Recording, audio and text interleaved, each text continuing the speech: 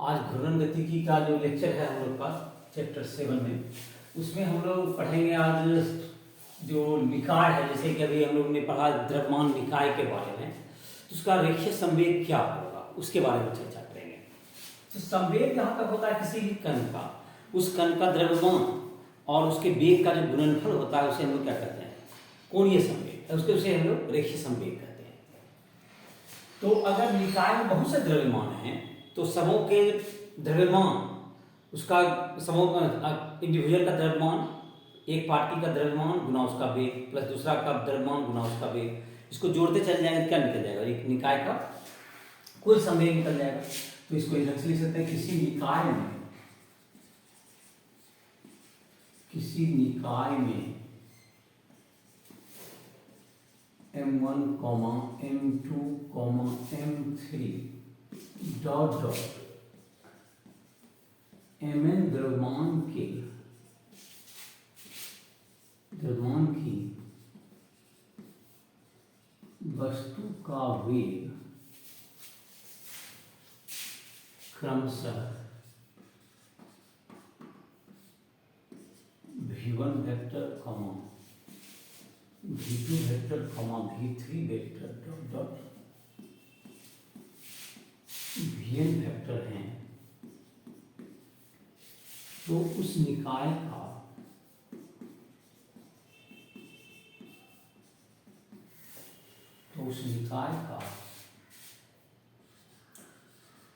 रेखीय संवेग P बराबर M1 V1 vector plus M2 V2 vector plus M3 V3 vector dot Mn Vn vector, ये हो गया इसका रेखीय संवेग हो गया निकाय। अब जहां तक की रहा इसका जो हम लोगों ने पढ़ा था द्रव्यमान केंद्र सेंटर ऑफ मास, जो कि हम लोगों ने पढ़ा था सेंटर ऑफ मास का, तुमको जो वेग होता है उसका क्या हो जाएगा, द्रव्यमान केंद्र का वेग के साथ इसको रिलेट अगर करना चाहें, द्रव्यमान केंद्र का वेग velocity of centre of mass होता था M1 V1 vector plus M2 V2 vector plus dot Mn Vn vector, और बाय में हो जाएगा तुमको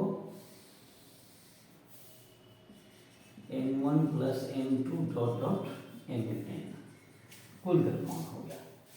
तो कुल द्रव्यमान तुम्हारा हो गया निकाय का। इसको इधर अगर मल्टीप्लाई कर दें तो M1 plus M2 plus dot Mn into VCn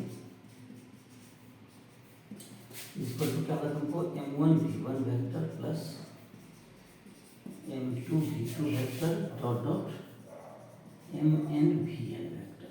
तो ये जो निकाय का कुल संवेग हुआ, ये तुम्हारा हो गया निकाय का कुल संवेग, और ये बराबर हो गया तुमको M निकाय का कुल द्रव्यमान गुना VCn बराबर निकाय का कुल संवेग, तो M हो गया तुमको, M बराबर क्या होगा तुमको, तो निकाय का कुल संवेग तुमको हो सकता है, इसको निकाय का कुल संवेग क्या होगा तुमको बराबर M गुना VCn। तो M क्या होगा तुमको, M बराबर निकाय का कुल द्रव्यमान,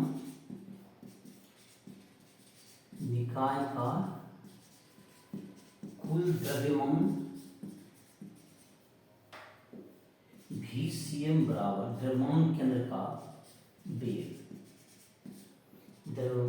केंद्र का वेग, ये हो गया VCm, ये तुम्हारा हो गया VCm हो गया। तो ये है तुम्हारा निकाय का संवेग। और जहां तक कि तुमको याद होगा कि गति के द्वितीय नियम में होता है कि जब वस्तु पर बल लगता है तो उसका कोणीय संवेग में परिवर्तन होता है। तो अगर इसका मतलब कि अगर बाहरी बल कार्य ना करे निकाय पर, तो उसका जो संवेग है वह संरक्षित रहेगा।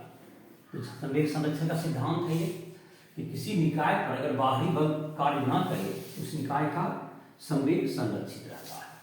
ये संवेग संरक्षण का भी सिद्धांत है, अर्थात तो उस पर अगर बाहरी बल काम न करे तो उसका जो है द्रव्यमान केंद्र का वेग परिवर्तित नहीं होगा। क्योंकि कुल संवेग में था m गुना VCM, तो VCM का मतलब हो गया, जिसकी चर्चा पिछले क्लास में भी किए थे। तो यह है तुमको संवेग के बारे में, और ये संवेग संरक्षण हो गया। और आगे चैप्टर के आगे के भाग में हम लोग जो है किसी दूसरे लेक्चर में हम लोग निकाय का कोणीय संवेग के बारे में भी पढ़ेंगे। आज एक टॉपिक हम लोग डील करेंगे इस लेक्चर में। इस चैप्टर का एक इम्पोर्टेंट टॉपिक है जिसका नाम है जड़त्व आघूर्ण। तो जड़त्व आघूर्ण तुम्हारा होता है घूर्णन के लिए। जैसे तुमको कोई जब वस्तु घूमता है तो उसके लिए अक्ष की जरूरत होती है। तो पहले तो घूर्णन अक्ष के बारे में अगर देखें, वस्तु का घूमना एक तुमको, तो उसके लिए तुमको जो है एक अक्ष की जरूरत पड़ेगी। अक्ष का मतलब कि तुमको जिसके बाद क्या होता है, घूमता है। तो जड़त्व आघूर्ण जो होता है किसी अक्ष के परितः होता है। तो हम लोग आज परिभाषित करते हैं जड़त्व आघूर्ण।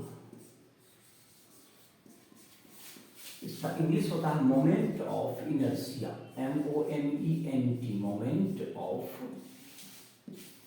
Inertia, INERTIA, moment of inertia, जड़त्व आघूर्ण। तो जड़त्व आघूर्ण क्या होगा, किसी द्रव्यमान का, किसी निकाय का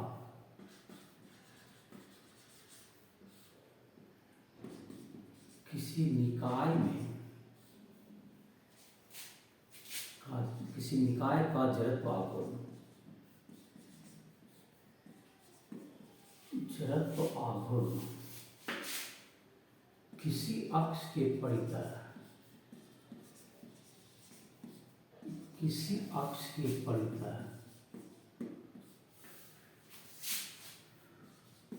उस निकाय में उपस्थित, उस निकाय में उपस्थित द्रव्यमान एवं अक्ष से उनकी दूरी के वर्ग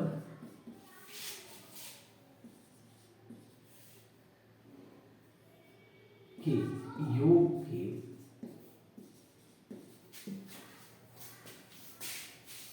बराबर होता है, के बराबर होता है। तो कहने का मतलब है जैसे कि अक्ष ये हो गया तुम्हारा, इसके परितः जो अक्ष हो गया एक रेखा होता है, इसके परितः एक निकाय है जिसमें कि मान लेते हैं M1 एक द्रव्यमान हो गया, इसकी अक्ष से दूरी हो गई R1। दूसरा द्रव्यमान है मान लेते हैं M2 है, इसकी अक्ष से दूरी है R2। इसी ढंग से तीसरा द्रव्यमान है जिसका दूरी हो गया, अक्ष से यहाँ से दूरी ले लेंगे, अक्ष जहाँ है वहां से इसकी दूरी मान लेते हैं कि R3 हो गया, तुमको अक्ष से इसकी दूरी R3 हो गई, ये M3 है। इसी ढंग से इस निकाय में कण है। तो इस जो अक्ष है, अक्ष तो एक निकाय में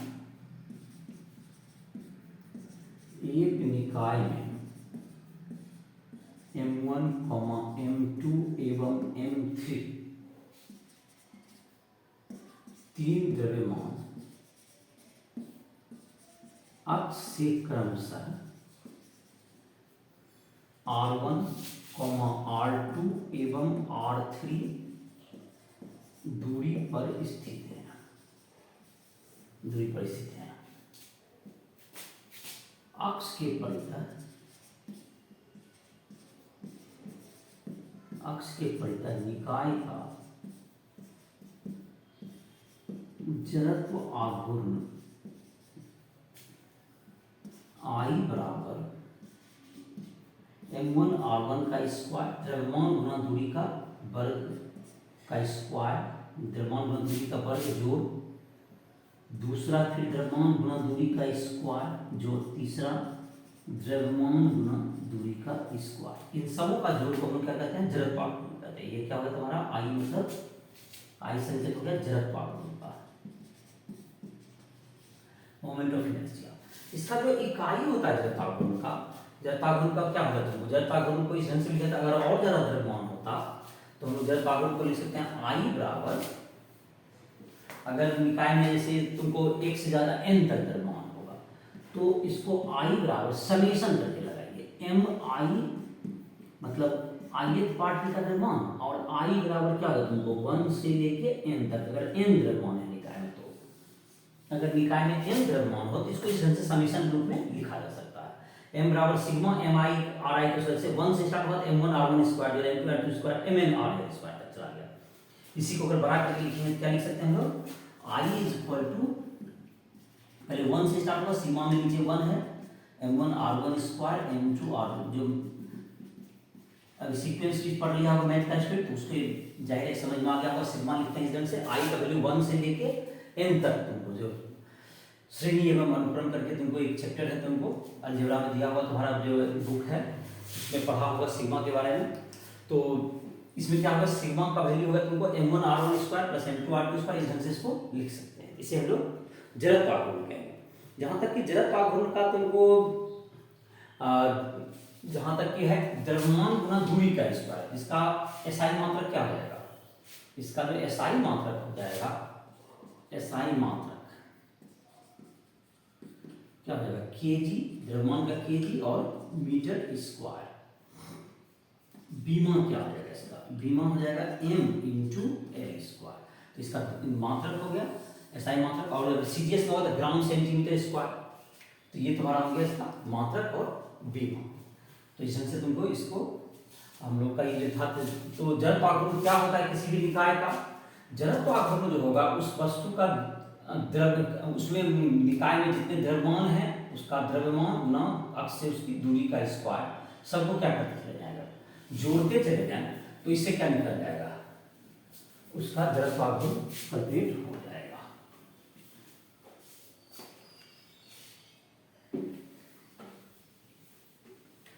तो ये हो गया तुमको I बराबर केजी मीटर स्क्वायर।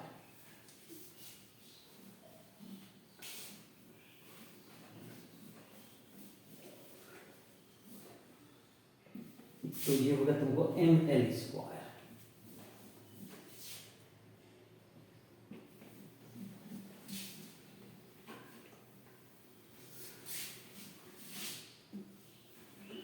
तो ये होगा तुमको जड़त्व आघूर्ण का मान हो गया, केजी मीटर स्क्वायर हो गया इसका मात्रक।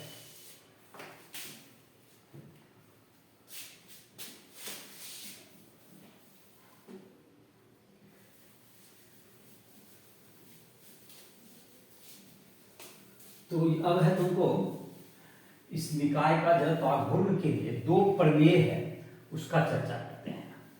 एक को हम लोग कहते हैं समांतर अक्ष प्रमेय और दूसरा है तुमको लंबवत अक्ष प्रमेय।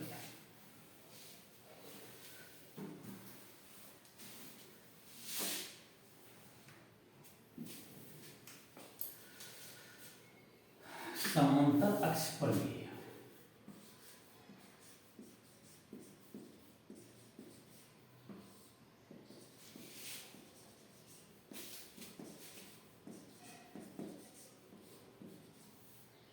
समांतर अक्ष प्रमेय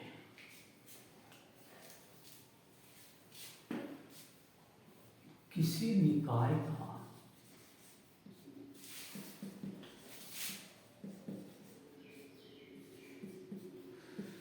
किसी अक्ष के परितः,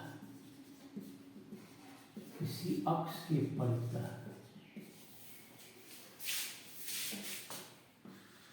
जड़त्व आघूर्ण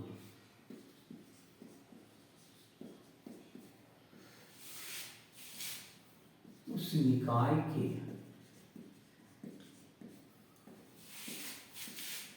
द्रव्यमान केंद्र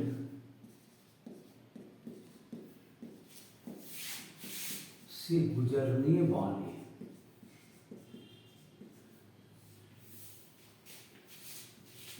समांतर अक्ष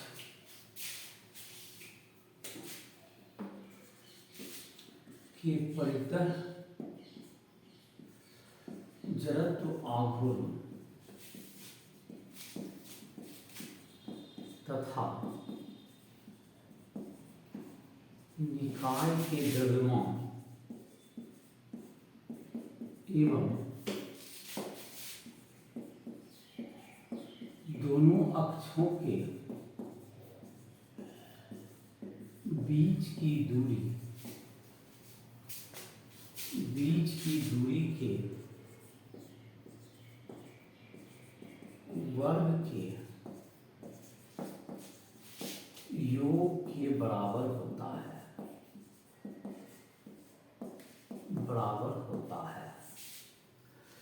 तो अगर एक निकाय दे दें, इसका ये जो तुमको अक्ष है, ये द्रव्यमान कण से गुजर रहा है, और एक अक्ष है जो कि इसके कण से गुजरे या ना गुजरे, ये अक्ष है।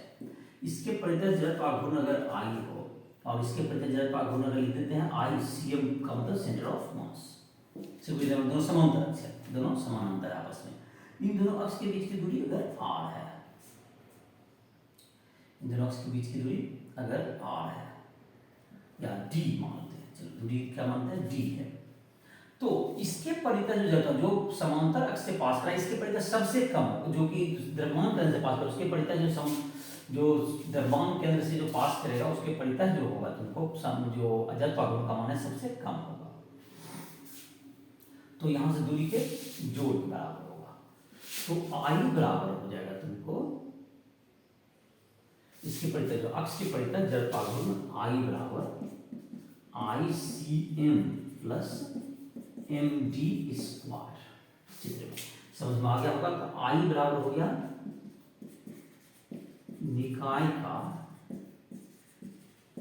अक्ष के परितः जड़त्व आघूर्ण, आई सी एम होगा अक्ष के समानांतर द्रव्यमान केंद्र से गुजरने वाले अक्ष के परितः जड़त्व आघूर्ण, और m बराबर निकाय का कुल द्रव्यमान, निकाय का कुल द्रव्यमान, d बराबर दोनों अक्षों के बीच की दूरी, दोनों अक्षों के बीच की दूरी, दोनों अक्षों के बीच की दूरी। ये हो गया I बराबर I C M plus M D square, I बराबर I C M plus M D square. ये हो गया तुमको अक्ष के परितः इसका दूरी हो गया, निकाय का परितः इसका जो जड़त्व आघूर्ण हुआ, आई सी एम हो गया द्रव्यमान केंद्र से गुजरने वाले अक्ष के परितः जड़त्व आघूर्ण, और एम हो गया निकाय का द्रव्यमान, और डी हो गया दोनों अक्षों के बीच की दूरी।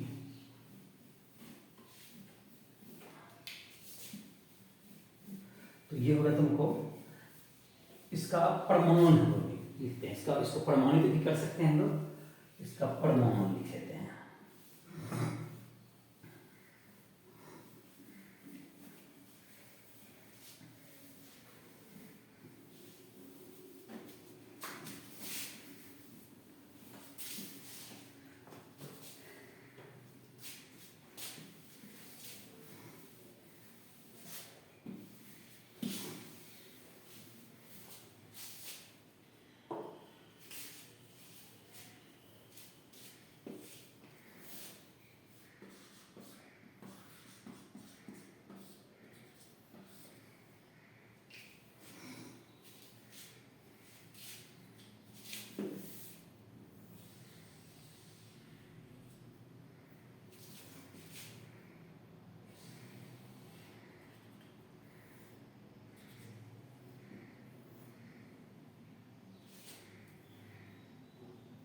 अब मान लेते हैं कि एक ये तुमको निकाय है, इसका तुमको इसमें जैसे कि तुमको एक द्रव्यमान है, जिसका द्रव्यमान है तुमको एम आई, जैसे एक रिप्रेजेंटेटिव, और इसका अक्ष से दूरी ले लो आर आई, अक्ष से दूरी आर आई, और ये द्रव्यमान केंद्र से इसकी दूरी लिया, और एक अक्ष जिसके परितः की द्रव्यमान केंद्र से के समान से गुजरने वाले अक्ष के परितः है, और इसके दोनों के बीच की दूरी डी। तो जाहिर है कि ये तुमको इस कण का द्रव्यमान केंद्र से गुजरने वाले अक्ष के परितः जो जड़ प्राप्त होगा m1 into M I R I square. निकाय के एक कण का द्रव्यमान एम आई एवं द्रव्यमान केंद्र से गुजरने वाले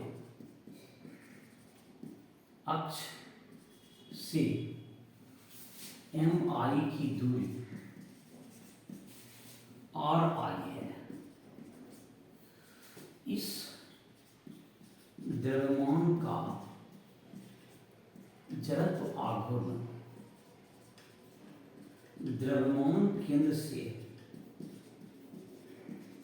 गुजरने वाले अक्ष के परितः बराबर M I R I square. निकाय का द्रव्यमान केंद्र से गुजरने वाले अक्ष के परितः जड़त्व आघूर्ण आई सी एम बराबर सिग्मा क्या हो जाएगा तुमको, इसका जोड़ दे सबके लिए एम आई आर आई का स्क्वायर। समांतर अक्ष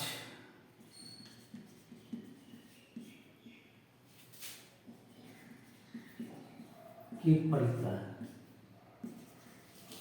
निकाय का जड़त्व आघूर्ण आई बराबर हो जाएगा सिग्मा एम आई, और वहां से दूरी है आर आई प्लस डी, अक्ष के बीच का दूरी डी है, M I R I plus जी का स्क्वायर सिग्मा। तो सिग्मा क्या हो जाएगा, इसको एम आई और आर आई का square plus 2 RI into D plus D का स्क्वायर। ये तुमको उसका हल कर तो दिए। अब तुमको इसको अलग अलग कर सकते हैं। सिग्मा को हम लोग क्या कर सकते हैं, मल्टीप्लाई कर लेकर के अलग अलग कर सकते हैं। सिग्मा पहला मिल जाएगा M I R I square plus sigma 2MI into D plus sigma MI into D का स्क्वायर, जिसका सम हो जाएगा। और सिग्मा MI स्क्वायर जो है तुम्हारा ICM के बराबर है, इसको हम लिख सकते हैं ICM। 2 बाहर आ जाएगा और D भी तुम्हारा क्या हो जाएगा, इससे बाहर आ गया। 2 और D बाहर आ गया तो इसमें बच गया तुमको सिग्मा MI बाय अगर m कर दें कुल द्रव्यमान के लिए इंटू भी m कर देंगे। जब m से मल्टीप्लाई डिवाइड करेंगे, देखो इससे क्या लाभ होता है, d स्क्वायर कांस्टेंट है, इसको समेशन mi ऐसा लिख सकते हैं। दैट्स इक्वल्स टू क्या होगा तुम्हारा ICM प्लस 2d इंटू द्रव्यमान केंद्र की स्थिति। द्रव्यमान केंद्र होता है m1x1 और m2x2 या समेशन mi/ri बटे कुल द्रव्यमान। द्रव्यमान केंद्र से द्रव्यमान केंद्र की दूरी, द्रव्यमान केंद्र से द्रव्यमान केंद्र की दूरी ये कितना होगा, 0 हो जाएगा। द्रव्यमान केंद्र से द्रव्यमान प्लस डी स्क्वायर इंटू कुल द्रव्यमान के साथ m। ये क्या होगा तुमको, द्रव्यमान केंद्र से द्रव्यमान केंद्र की दूरी 0 है। द्रव्यमान केंद्र से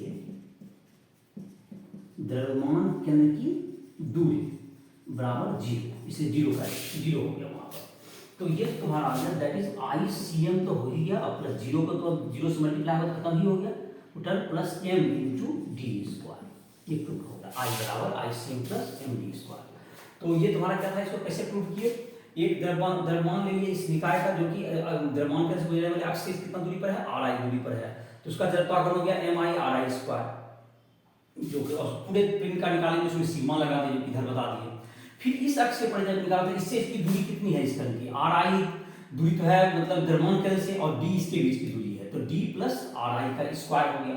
और पूरे पिन का निकालेंगे, सिग्मा लगा दिए, फिर उसको जो है मैथमेटिकली आगे बढ़ाया, मतलब पहले हम स्क्वायर तोड़ दिए, उसके बाद से सिग्मा को सबको अलग अलग कर दिए, और नीचे में जो एक टर्म है समेशन, जैसे कि जो कांस्टेंट होता है उस समेशन से बाहर आता है, जैसे 2d² बाहर आ गया। d² जब बाहर आ गया, समेशन mi को क्या लिया, कुल द्रव्यमान का जो, तो दैट इज कैपिटल M हो गया। और एक टर्म जो जीरो हुआ है वो है समेशन m, याद होगा तुम्हें, m1 r1 vector plus m2 r2 vector plus mn rn vector, ऐसा करके लिखे थे, इसको सिग्मा में लिख सकते हैं। इसका दूर क्या होगा, द्रव्यमान केंद्र को बता रहा है, तो द्रव्यमान केंद्र से द्रव्यमान केंद्र की दूरी क्या हो जाएगी, जीरो हो जाएगी, जीरो में से गुना हुआ तो टर्म जीरो ही हो गया। इस प्रकार से क्या हो गया, ये तुम्हारा समांतर अक्ष प्रमेय साबित हो गया। तो समांतर अक्ष प्रमेय में जैसे कि है कुछ, जैसे कि कहा देखो, इसमें से एक उदाहरण के द्वारा इसको और बताते हैं। जो एक तुमको द्रव्यमान केंद्र का जो जड़त्वाघूर्ण है, तुमको जड़त्वाघूर्ण तुमको कुछ लिस्ट दिए हुए हैं तुम्हारे एनसीईआरटी बुक में, जिसको कि ऐसे मैं एक आध यूज करता हूँ अभी, लेकिन लिस्ट देखोगे जो कि 4-5-7 तुमको जो द्रव्यमान है उसके जड़त्वाघूर्ण का एक लिस्ट दिया हुआ है। उसी लिस्ट से एक क्वेश्चन लिख करके हम लोग एक बनाते हैं और एक क्वेश्चन इसमें देते हैं।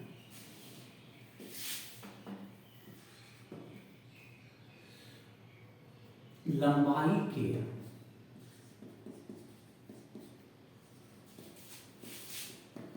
लंबवत द्रव्यमान केंद्र से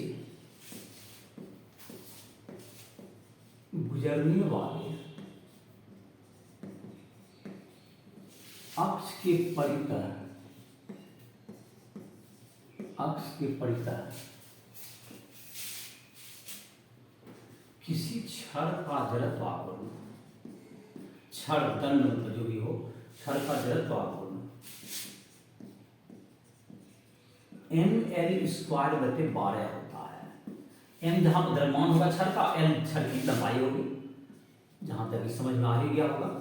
m जहां पर क्या है, छड़ का द्रव्यमान, l उसकी लंबाई है। समांतर अक्ष परिवेश से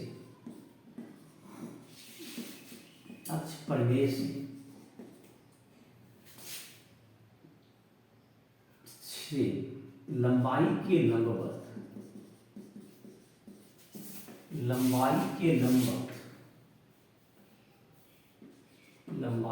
लंबवत किसी छोर से गुजरने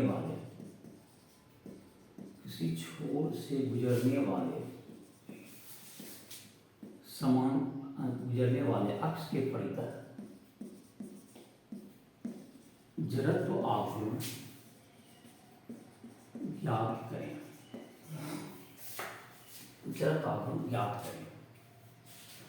तो इसका क्या होगा,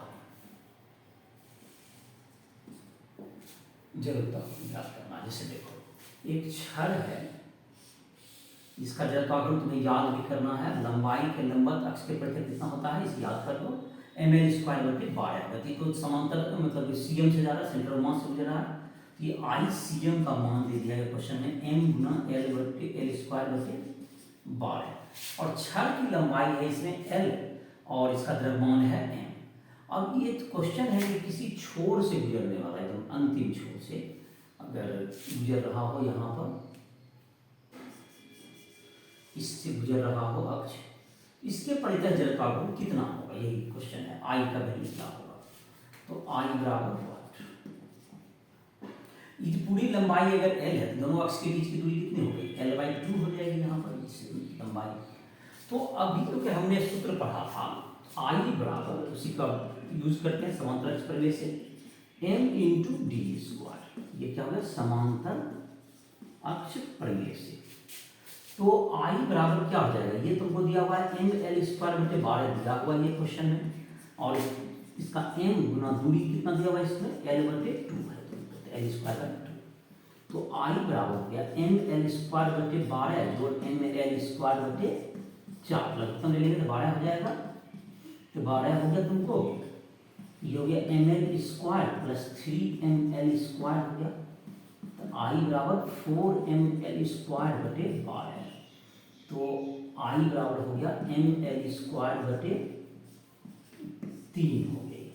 ये तुमको हो गया जो कि अंत छोर से गुजरेगा उसके परितः ये जड़त्वाघूर्ण का मान हो गया तुम्हारा ये। तो ml²/3। तो इस तरह से क्या कर सकते हैं हम लोग, समांतर का योग करके इसका मान निकाल सकते हैं। अब एक प्रमेय पहले देख लेते हैं, उसके बाद और कुछ क्वेश्चंस देखेंगे। एक प्रमेय है तुमको, जिसका नाम है तुमको लंबवत अक्ष प्रमेय। तो चलो उसकी भी चर्चा कर देते हैं, उसके बाद एक बार में ही और भी कुछ क्वेश्चंस देख लेंगे, और इसी तरह लिस्ट भी तुमको धीरे धीरे ये भी याद कर लेगा। ये दोनों याद भी करना है तुमको। ml²/12 हो गया तुमको द्रव्यमान केंद्र से गुजरने वाले अक्ष के परितः जड़त्वाघूर्ण कौण, जो कि लंबाई के लंबवत होगा छड़ का, तो छड़ का जड़त्वाघूर्ण ml²/12 याद करेगा। और जब अक्ष के एक छोर से जाएगा अक्ष, तो उसका हो जाएगा ml²/3 हो जाएगा। तो ये तुम्हारा हो गया। अब हम लोग देख लेते हैं लंबवत अक्ष प्रमेय, पढ़ लेते हैं। लंबवत अक्ष प्रमेय, परपेंडिकुलर एक्सिस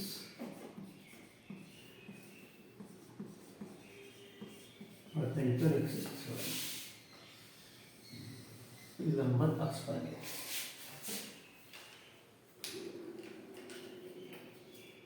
लंबवत अक्ष प्रमेय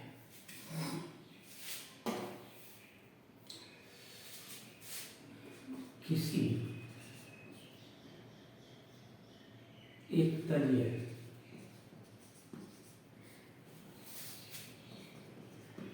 पिंड का तल के लंबवत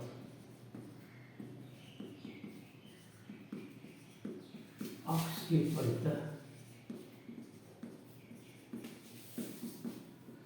जड़त्व आघूर्ण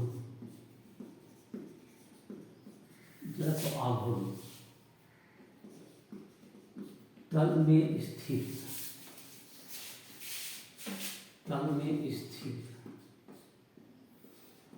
दो लंबवत अक्षों के परितः जड़त्व आघूर्णों के योग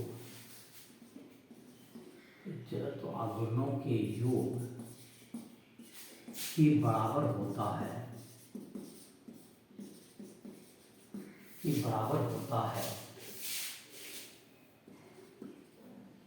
जब तीनों अक्ष एक ही बिंदु से गुजरते हों।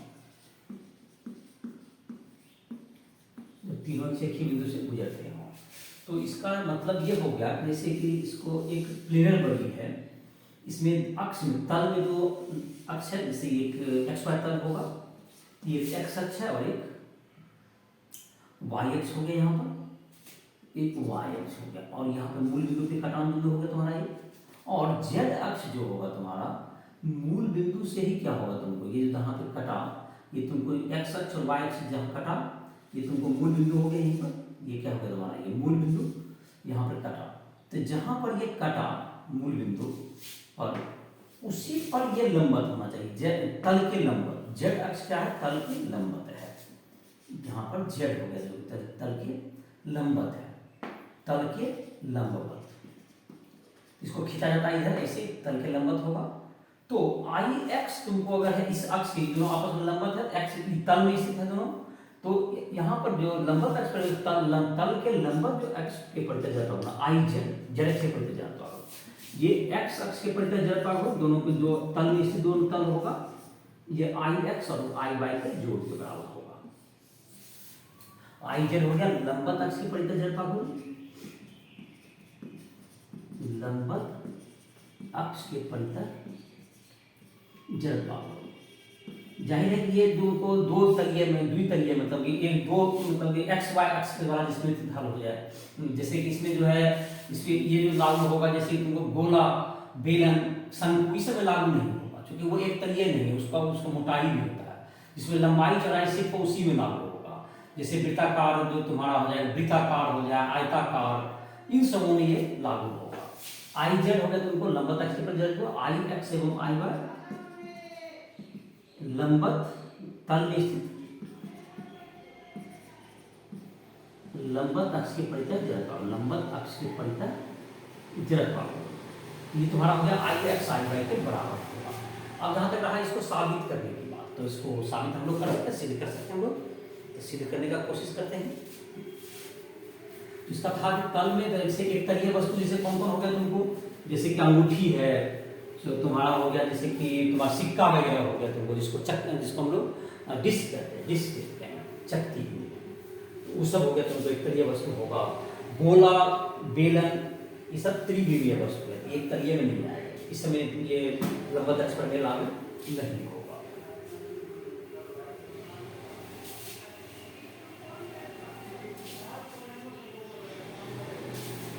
तो ये क्लियर देखते हैं इसको, लंबवत अक्ष पर में साबित करते हैं इसको।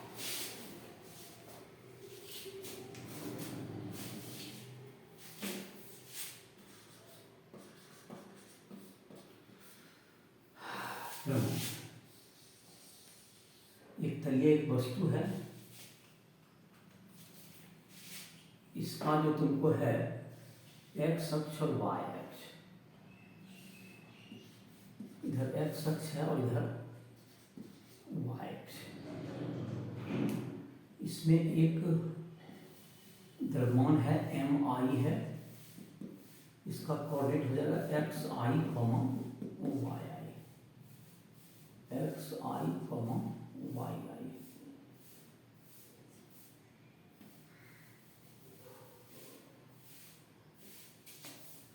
और ये जेड अक्ष तुमको हो जाएगा जो कि इस तल के लंबवत है।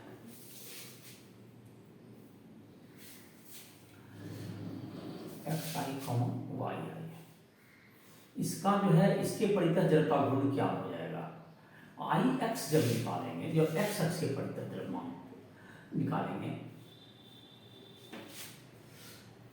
लिख लेते हैं दृढ़ पिंड, दृढ़ पिंड के एक कण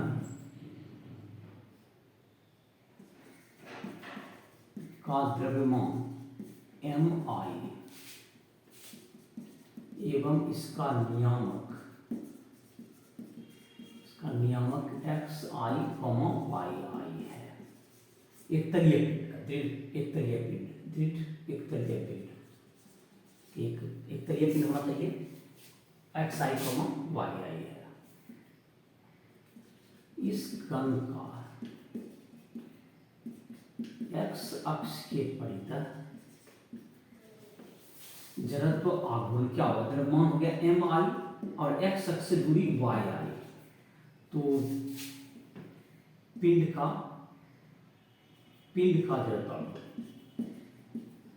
जड़त्व आघूर्ण क्या कर देंगे, समेशन अप्लाई कर देंगे, सिग्मा एम आई वाई आई का स्क्वायर, ये तुम्हारा हो जाएगा। तो इसको हम लोग आई एक्स कर सकते हैं, एक्स अक्ष से परितः हो गया, तो ये हो गया आई एक्स बराबर हो गया एम आई एक्स बराबर हो गया सिग्मा एम आई वाई आई का स्क्वायर, ये आई एक्स हो गया। अब है तुमको इसी प्रकार आई वाई बराबर हो जाएगा सिग्मा एम आई एक्स आई का स्क्वायर। अब जहां तक कि रहा जेड अक्ष के परितः इसका जड़त्व आघूर्ण होगा, तो देखो इसमें जो कि तुम्हारा दूरी तो दिख रहा है तुमको, क्या हो गया, एक्स अक्ष से दूरी हो गया वाई आई और वाई अक्ष से दूरी है इसका एक्स आई। तो इसका अगर हम लोग निकालना चाहेंगे जेड एक्स से दूरी, तो ये क्या होगा तुम्हारा, जो द्रव्यमान केंद्र से, जो कि तुम्हारा मूल बिंदु से जो कण है, कण का अगर हम लोग निकालना चाहेंगे एक्स आई वाई आई जो नियामक है तुम्हारा इसका, तो इसका जो दूरी होगा यहाँ से जेड अक्ष जब आएगा, देखो जबकि एक्स अक्ष आती है दूरी तुमको वाई आई है, और ये तुम्हारा जेड वाई अक्ष से क्या होगा, एक्स आई दूरी था इसका, ये दूरी है एक्स आई और ये दूरी था वाई आई, तभी नियामक हुआ। अब यहाँ पर जैसे कि देंगे तो इसमें जो त्रिभुज बन जाएगा, ये तुमको एक्स आई, तो ये तुमको दूरी हो जाएगा आर आई। तो आर आई का चित्र से देख सकते हैं, जैसे कि ये तुमको हो गया, ये आर आई है, ये तुमको एक्स आई है, ये वाला ये है एक्स आई और ये दूरी है वाई आई और ये दूरी है आर आई, और ये दूरी है ये ओ हो गया, और यहाँ पर है एक्स आई वाई। तो इसमें क्या होगा, तुमको इस चित्र में देख सकते हैं आर आई का स्क्वायर बराबर है एक्स आई का स्क्वायर जोड़ वाई अर्थात से। अब आई जेड बराबर हो जाएगा तुम्हारा, इसका जो प्रयोग करेंगे हम लोग, आई जेड बराबर हो जाएगा सिग्मा एम आई, और दूरी है तुमको उस कण का आर आई, सिग्मा सबके जोड़ कर दिए। अब यहाँ पर जो तुमको दूरी है एक्स आई का स्क्वायर जोड़ वाई आई का स्क्वायर, जैसा हमने यहाँ पर दिखाया है, तो आई जेड हो गया तुमको सिग्मा एम आई एक्स आई का स्क्वायर जोड़ सिग्मा एम आई वाई आई का स्क्वायर। ये तुमको आई वाई हो गया, ये आई वाई के बराबर है जहाँ तक देख सकते हो, प्लस आई एक्स। तो आई जेड बराबर क्या हो गया, आई एक्स प्लस आई वाई। ये तुमको साबित हो गया। ये द्रव्यमान अक्ष से मतलब ये तुमको जो है दो अक्ष जो कि क्या होना चाहिए आपस में लंबवत है, और वो एक तल में है आई एक्स और आई वाई, और आई जेड है उस तल के लंबवत अक्ष के प्रति जड़ता को। ये तुमको था यही द्रव्यमान के। अब देखना इसका इसे उपयोग करके देखते हैं। तो लिस्ट भी तुम अपना किताब से देख लोगे, इसे मैं लिस्ट बार बार बोलते भी जाऊंगा, लिस्ट बाद में या तो लिखा भी देंगे या तो अपना किताब से लिख लोगे।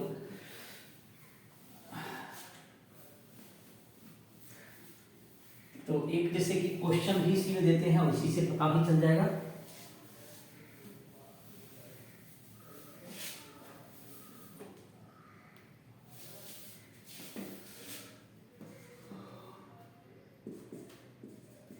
किसी वृत्ताकार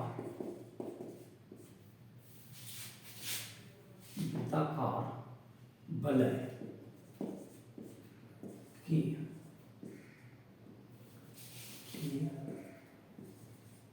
केंद्र से गुजरने वाले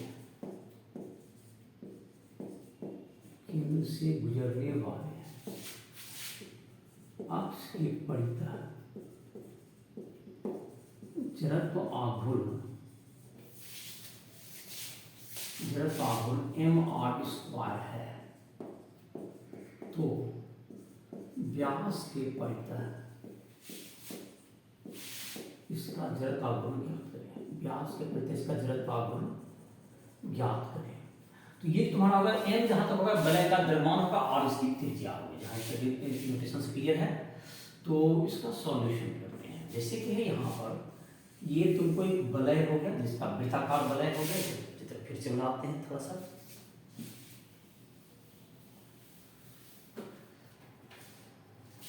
एक वृत्ताकार वलय है, एक वृत्ताकार वलय हो गया रिंग, और इसमें एक यहां पर तुमको मान लेते हैं कि चलो एक व्यास हो गया, एक दो लंबवत व्यास के लिए, एक को एक्स अक्ष लेते हैं, एक को वाई अक्ष। ये दोनों क्या है, व्यास है। ये भी व्यास है और ये भी व्यास है। और एक अक्ष जो कि तल के लंबवत है, जिसके परितः जड़त्व आघूर्ण दिया हुआ है, ये तुमको तल के लंबवत और केंद्र से गुजरने वाला, जो कि यहाँ क्वेश्चन में दिया हुआ है। लेकिन यहाँ पर आई जेड हो जाएगा, तुमको जेड एक्स होगा। तो जेड एक्स का जो होगा आई जेड हमको दिया हुआ है क्वेश्चन में एम आर स्क्वायर, और आई एक्स और बराबर आई वाई, दोनों बराबर हो, दोनों व्यास है बराबर फॉर्म। यही क्वेश्चन है हमारा। आई एक्स और या आई वाई का मान, जो दोनों व्यास है, दोनों परितः क्या हो जाता है, बराबर होगा। लंबवत अक्ष परिवेश से हम लोगों ने सीखा है, ये जो एक तलीय वस्तु है, वृत्ताकार रिंग है, और सर्कुलर रिंग कहते हैं, वृत्ताकार वलय या इंग्लिश में कहेंगे इसे सर्कुलर रिंग, जिसका द्रव्यमान m और त्रिज्या इसकी r है। इसकी त्रिज्या है r, यहाँ से द्रव्यमान है इसका m, द्रव्यमान बराबर m है। तो इसका जड़त्व आघूर्ण एम आर स्क्वायर होता है इस लंबवत अक्ष का, और इसके परितः निकालना है। तो हम लोगों ने अभी कहा है अगर तीन लंबवत अक्ष हो आपस में, तो आई जेड बराबर I X plus I Y. I Z होगा जो कि तल के लंबवत अक्ष है, इसके परितः जड़त्व आघूर्ण हमको दिया हुआ है कितना, क्वेश्चन में एम आर स्क्वायर है।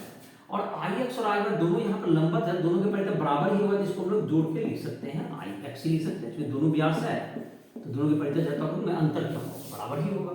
तो ये क्वेश्चन तो आसानी सॉल्व हो गया। M R square equal to क्या होगा, 2 आई एक्स, तो आई एक्स बराबर क्या होगा, एम आर स्क्वायर बटे 2। तो ये तुमको हो गया व्यास के परितः जड़त्व आघूर्ण हो गया। तो व्यास के परितः रिंग का जड़त्व आघूर्ण हो गया एम आर स्क्वायर बटे 2।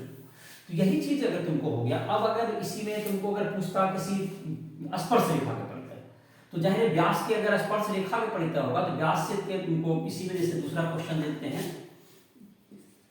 वृत्ताकार वलय का जड़त्व आघूर्ण स्पर्श रेखा के परितः ज्ञात है। स्पर्श रेखा जो तल के परितः ज्ञात है, परितः ज्ञात है। तो स्पर्श रेखा देखो किसके परितः होगा, स्पर्श रेखा जो होगा व्यास के परितः हमको निकल गया। स्पर्श रेखा तो यहाँ से गुजरेगा कोई भी यहाँ पर, ये व्यास के क्या होगा, ये लंबवत समानांतर है, ये व्यास के समानांतर है। तो ये तुमको आई वाई या आई एक्स जो व्यास के परितः जो होगा, जो द्रव्यमान प्लेन से गुजर रहा है, इसमें कौन सा थ्योरम लग जाएगा, इसका सॉल्यूशन करना है।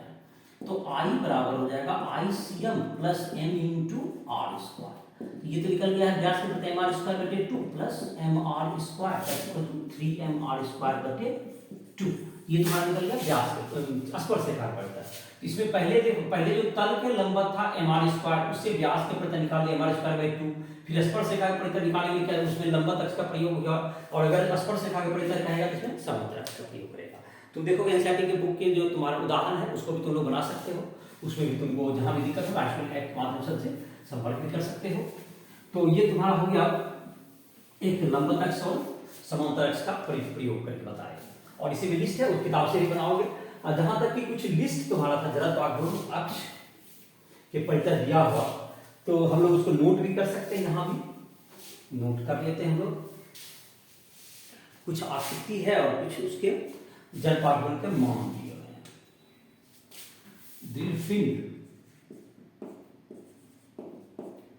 यहां पर हो गया अक्ष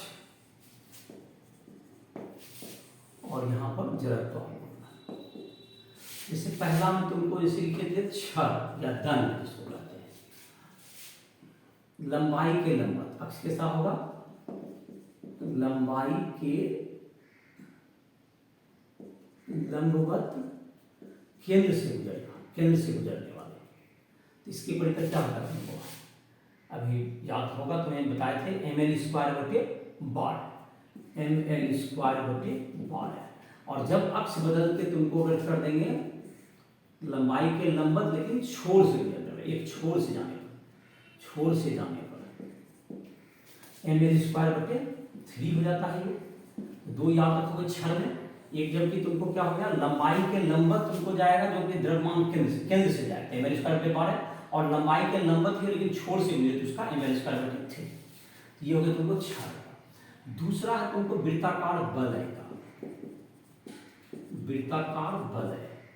इसमें जब अक्ष हो जाएगा तुमको A नंबर में दे देते हैं, अक्ष तल के लंबवत केंद्र से जाएगा, तल के लंबवत और केंद्र से तो इसका क्या होगा mr स्क्वायर, ऐसा कहीं बनाए। दूसरा अक्ष है तुमको व्यास के परितः, व्यास के परितः ml स्क्वायर बटे 2 होता है, इसे याद होगा तुरंत बताए।